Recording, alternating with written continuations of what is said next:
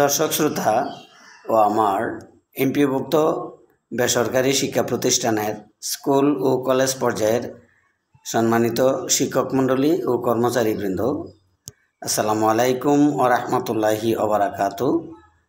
আজ আমি আপনাদের জন্য একটি বিশেষ নিউজ নিয়ে উপস্থিত হয়েছি। নিউজটি হচ্ছে জুন মাসের বেতন কবে নাগাদ পাওয়া যেতে পারে সে বিষয়ে নিয়ে আসছে আজকের এই ভিডিও টাইটেলটি হচ্ছে শিক্ষক কর্মচারীদের জুন মাসের বেতন কবে জানালো মাওসি। তো বিষয়ে আমি এখন আপনাদের বিস্তারিত আলোচনা শুরু করছি। বেসরকারি শিক্ষা প্রতিষ্ঠানে কর্মরত প্রায় 4 লাখ এমপিওভুক্ত শিক্ষক কর্মচারীদের জুন মাসের বেতন আগামী মাসে অর্থাৎ জুলাই মাসের প্রথম সপ্তাহে দেওয়া হবে বলে জানিয়েছে মাধ্যমিক উচ্চ শিক্ষা অধিদপ্তর।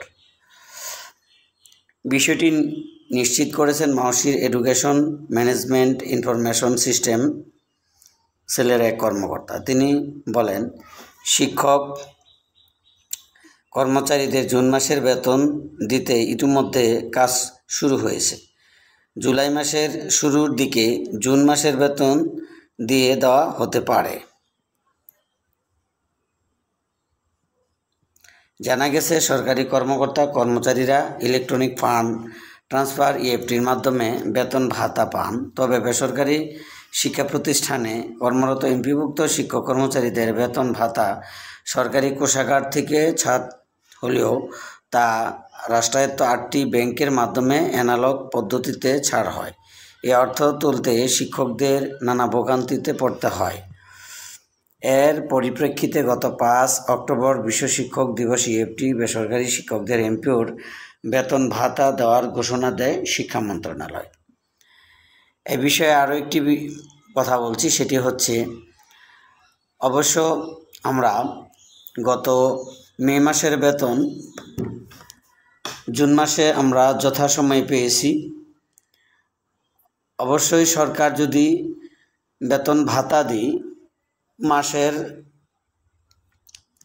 বেতন পরবর্তী মাসের 1 বা 2 তারিখে দিতে আগ্রহ প্রকাশ করে বা দিতে তাদের সমর্থ হয়, তাহলে কিন্তু তারা বেতন দিতে পারে।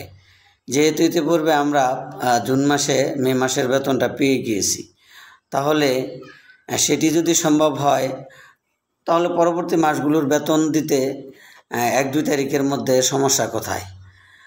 তো অবশ্যই বিষয়টি চিন্তার বিষয়। আশা করছি যদি আমার এই কথাটা অর্থাৎ সাউন্ডটা যদি সেই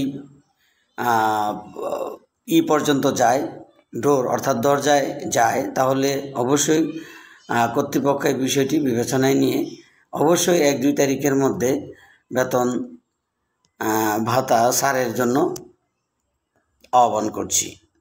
আজকের মতো ভিডিওটি এখানে রাখছি। আল্লাহ হাফেজ।